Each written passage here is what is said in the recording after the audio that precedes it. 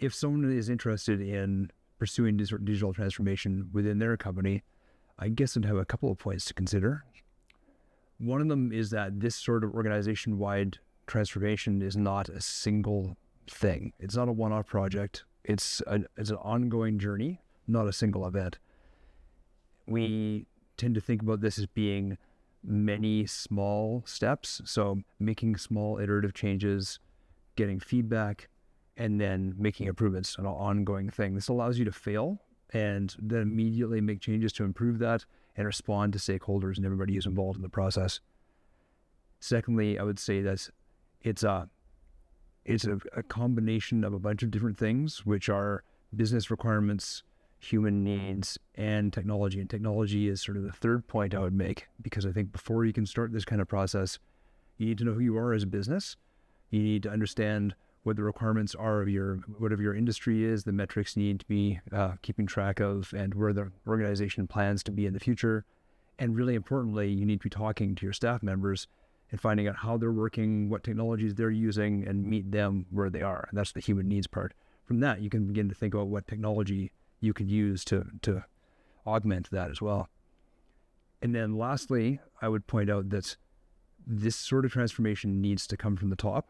Leadership needs to be able to model this sort of behavior through innovation and experimentation, having interest in improvement in these regards. But also, it comes from the bottom. And it's very important for an organization to create an environment where anyone feels that they can innovate and experiment safely, and that it's okay to do that.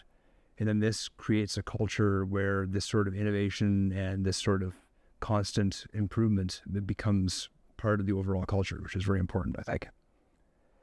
If anyone has any interest in this or talking about this anymore, I'd love to talk more about this. As you can see, this is a topic I'm interested in, so feel free to reach out. One example of a transformation that we've seen happen with an organization we work with, that we're very proud of, is through the Volunteer Centre of Calgary. We've worked with the Volunteer Centre of Calgary for quite a few years, and we started out working with them to provide these tools for the organizations that they worked with, and mostly just responding to the needs that they had, and sort of providing web tools for them to solve those problems. But we helped them undergo quite a large transformation into an organization that was providing a much larger service, because they realized, in conversations with us at one point, that the real meat of it was connecting volunteers to organizations.